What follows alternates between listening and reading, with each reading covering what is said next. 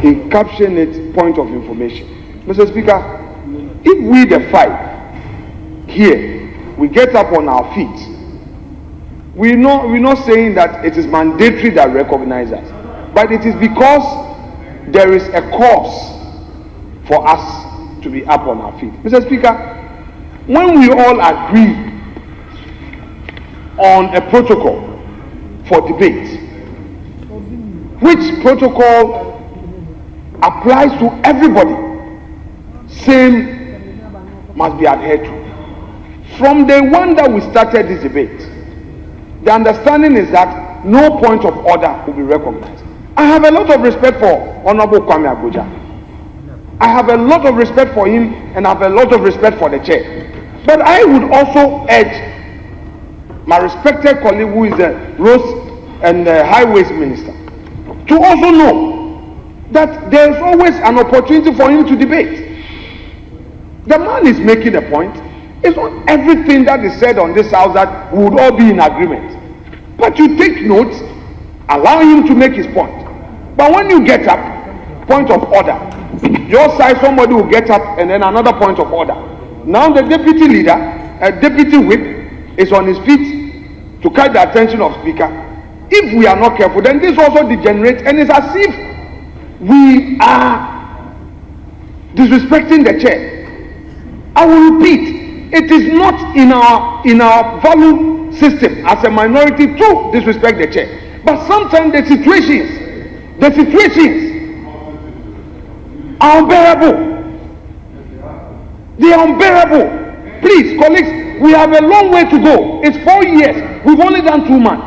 Let us start well, so that all of us will be on the right path.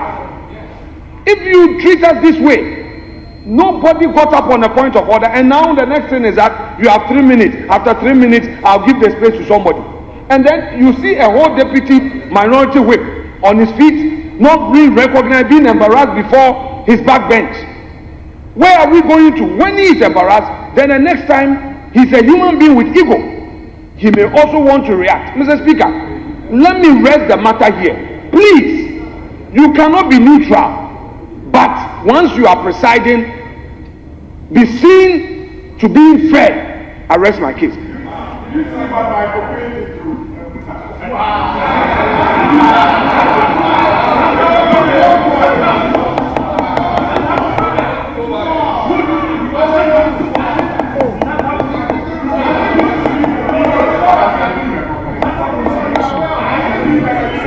Honorable members,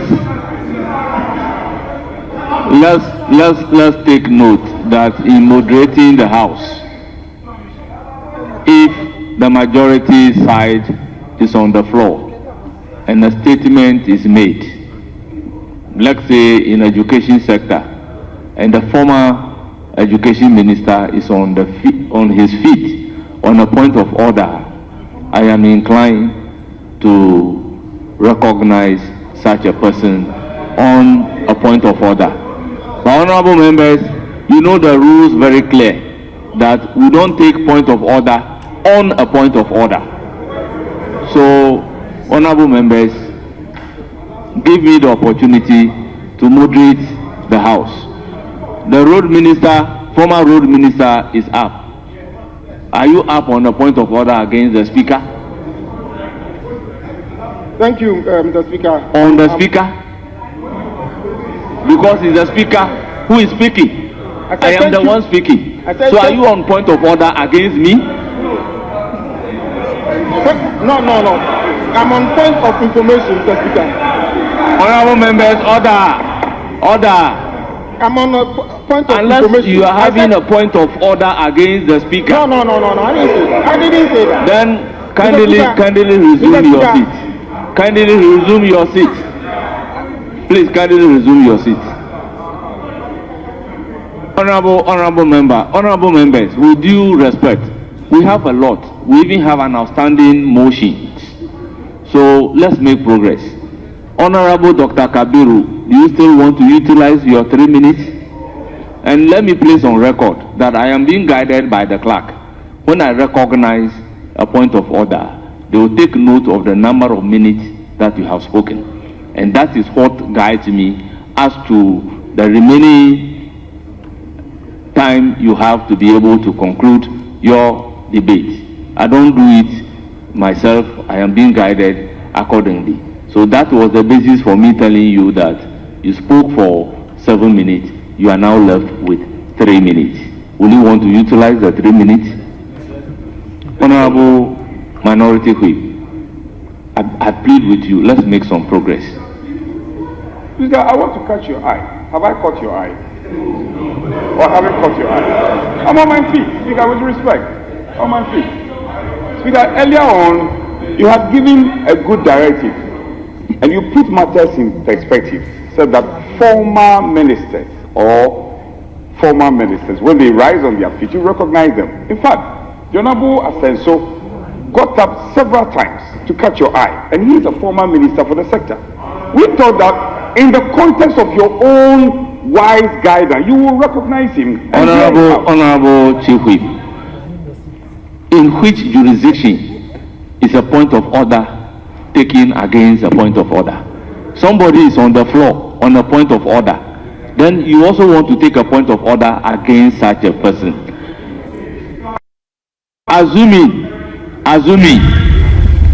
the member is on the floor from the majority side and made a statement, and the honorable former minister is on the feet, I will recognize him for a point of order.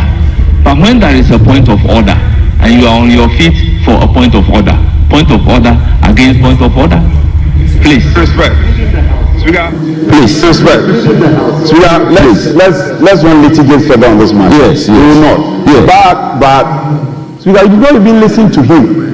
Whether he was coming on the point of order or point of information, you did not grant him that audience. So you wouldn't have known if he was coming on the point of order or not.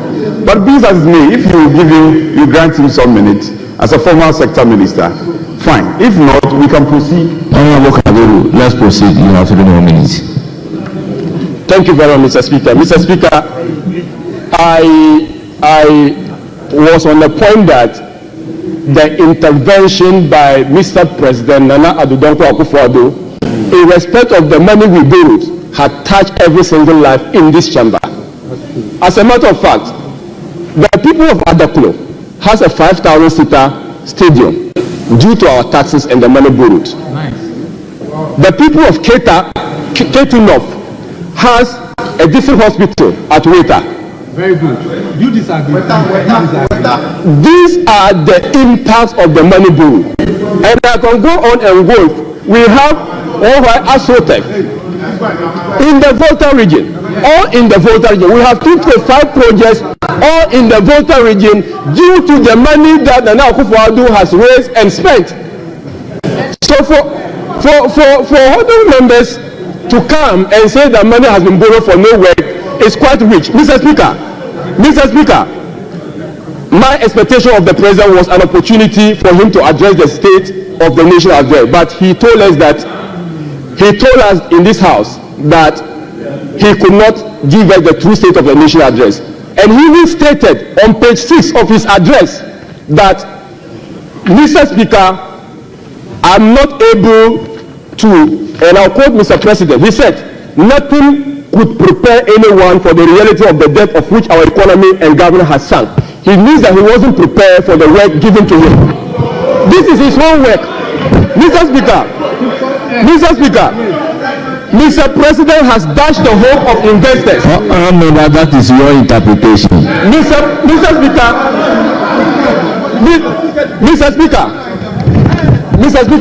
the